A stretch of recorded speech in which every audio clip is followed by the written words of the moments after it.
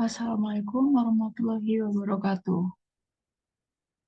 Di kesempatan kali ini kita akan membahas data sekunder.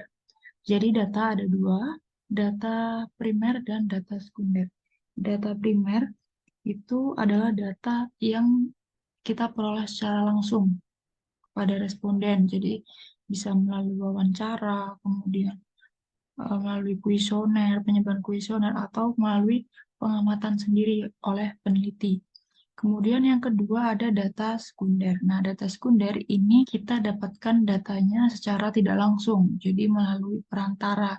Contohnya misalkan kita mencari data harga saham. Nah, kita bisa cari di website tertentu yang memang menyediakan harga saham tersebut. Kemudian ada juga yang namanya kinerja keuangan perusahaan. Nah, itu kita bisa lihat di laporan keuangan perusahaan. Nah, itu yang dinamakan dengan data sekunder. Nah, di dalam data primer maupun data sekunder, ini kita bisa melakukan analisis regresi. Apa itu analisis regresi?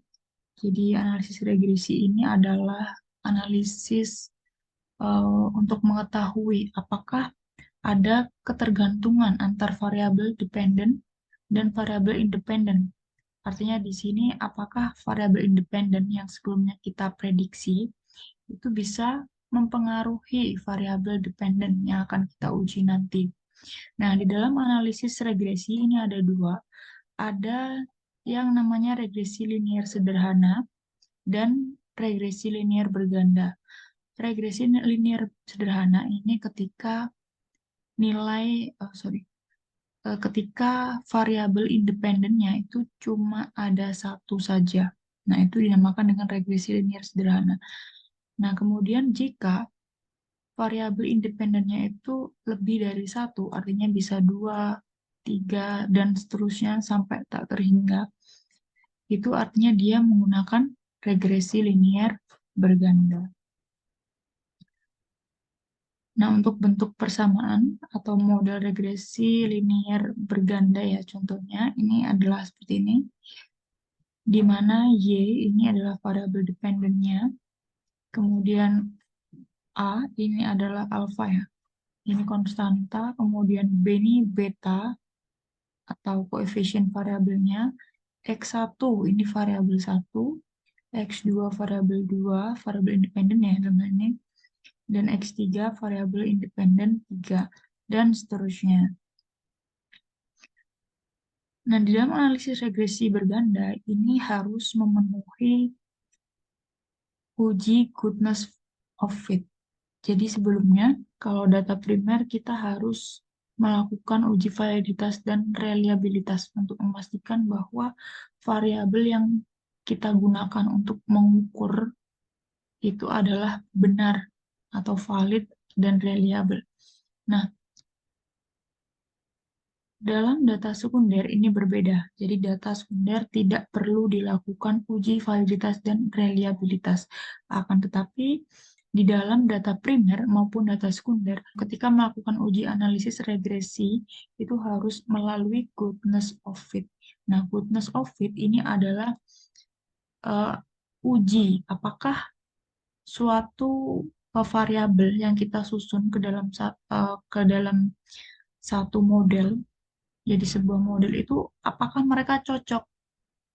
Nah, itu bisa kita lihat di dalam ketiga faktor yang menentukan nilai goodness of fit ini. Jadi yang pertama ada koefisien determinasi. Koefisien determinasi ini dilihat dari nilai adjusted R-square-nya ya. Jadi di sini untuk melihat seberapa besar peran atau pengaruh variabel independen terhadap variabel dependen. Kemudian yang kedua ada F-statistik. F-statistik ini adalah uji secara simultan atau secara bersama-sama. Ketika nilai signifikansinya kurang dari 0,05, artinya dia signifikan. Sehingga bisa disimpulkan bahwa secara simultan variabel independen itu berpengaruh terhadap variabel dependen. Dan yang terakhir ada yang namanya T-statistik. T-statistik ini adalah uji parsial. Artinya ketika nilai signifikansi tiap variabel independennya itu di bawah 0,05, maka dia signifikan. Artinya, variabel independen secara parsial berpengaruh terhadap variabel dependen. Nah, ketiga asumsi ini atau ketiga faktor ini harus dipenuhi dalam analisis regresi berganda maupun sederhana. Misalkan contohnya ternyata nilai F statistiknya ini di atas 0,05. Nah, artinya dia tidak signifikan. Yang berarti model yang kalian tawarkan itu berarti dia tidak sesuai. Jadi teman-teman bisa merubah kembali kira-kira variabel apa yang cocok untuk dilakukan pengujian. Oke, di sini saya punya penelitian. Ada pengaruh dengan judulnya pengaruh aset dan harga saham terhadap keuntungan perusahaan sektor perbankan. Nah, untuk modelnya kita bisa gambarkan persamaannya. Variabel dependennya atau Y adalah keuntungan sama dengan konstanta plus koefisiensi atau beta, koefisien aset ini variabel independen 1, harga saham variabel independen 2. Nah, ini dia ada Bank BCA, Mandiri, BRI, UOB, Niaga, dan sampai BTPN. Keuntungan di sini adalah satuannya miliar ya. Aset juga satuannya miliar dan harga saham ini satuannya rupiah per lembar. Gambaran umumnya adalah kita mau melihat apakah aset dan besaran harga saham dari perusahaan sektor perbankan ini dia berpengaruh terhadap keuntungannya, keuntungan dari bank ini. Nah, kita lihat di situ. Oke, berikut langkah-langkahnya. Kita input datanya, import data, Excel,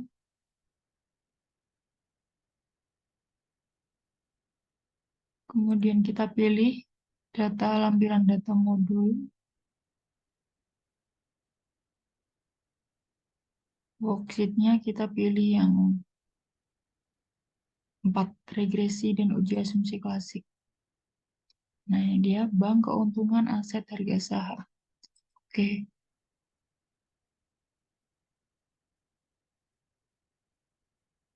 Ini dia ya. Keuntungannya ini adalah variabel Y, kemudian variabel independennya, aset, X1, harga saham, X2. Ini kita bisa hapus, nggak apa-apa. Clear. Nah, kemudian kita lanjut ke variabel view. Ini kita bisa edit namanya ya, biar bagus. Kita miliarnya dihapus aja. Satuannya kita hapus, tapi kita masukkan ke dalam label. Nah, kita tulis keuntungan, kemudian miliar satuannya apa. Begitupun juga aset dan harga saham. Nah, jangan lupa type-nya. Ini yang string bisa diganti numerik agar bisa diolah di SPSS. Kalau sudah, langsung kita lakukan uji analisis regresi. Yang pertama, analyze, regression, linear. Dependennya tadi keuntungan ya. Kita masukkan, kemudian aset dan harga saham kita masukkan ke variabel independen. Statistiknya kita klik bagian model fit dan estimates. Setelah itu oke.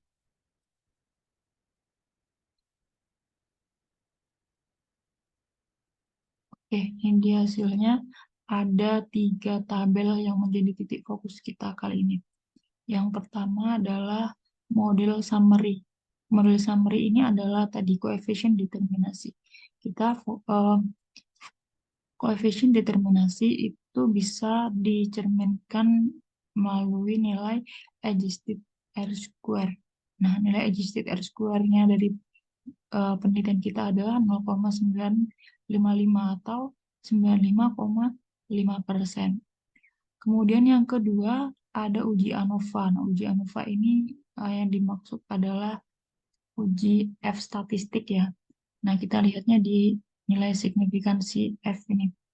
Ketika dia kurang dari 0,05, berarti dia signifikan, yang berarti variabel aset dan harga saham secara bersama-sama atau secara simultan berpengaruh terhadap keuntungan.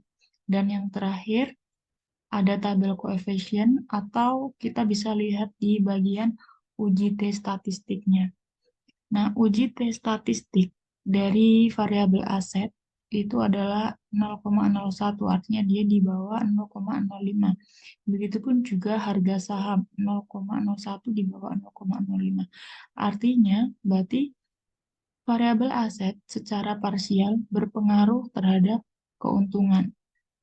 Begitupun juga harga saham. Harga saham secara parsial berpengaruh terhadap variabel keuntungan.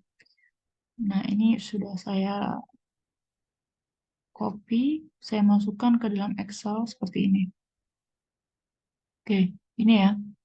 Jadi nilai adjusted score-nya tadi 0,955 atau 95,5% variabel keuntungan ini dapat dijelaskan oleh variabel aset dan harga saham. Nah, semakin tinggi nilai adjusted R-square-nya, itu berarti dia semakin bagus. Jadi kalau nilai adjusted R-square-nya ini mendekati angka 1, berarti dia modelnya sangat bagus.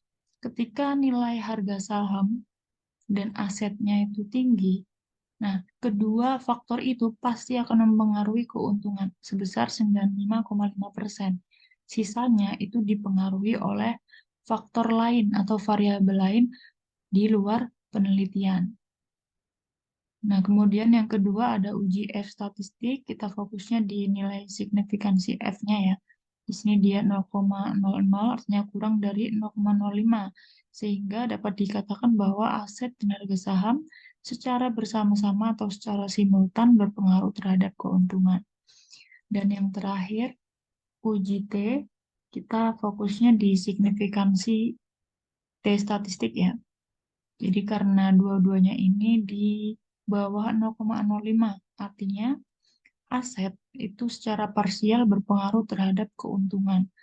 Kemudian yang kedua, harga saham secara parsial berpengaruh terhadap keuntungan.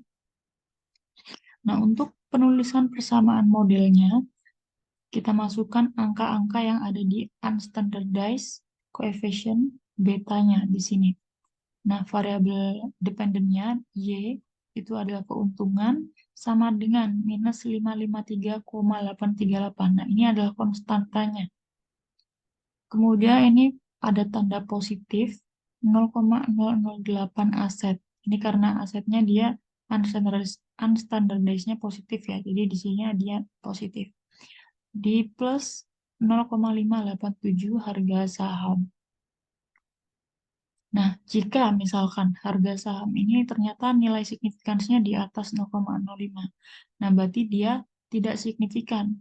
Artinya harga saham ini dia tidak berpengaruh terhadap variabel keuntungan, sehingga penulisannya hanya keuntungan minus 553,838 plus 0,008 aset plus error. Jadi harga sahamnya ini tidak usah jika nilai signifikansinya di atas 0,05.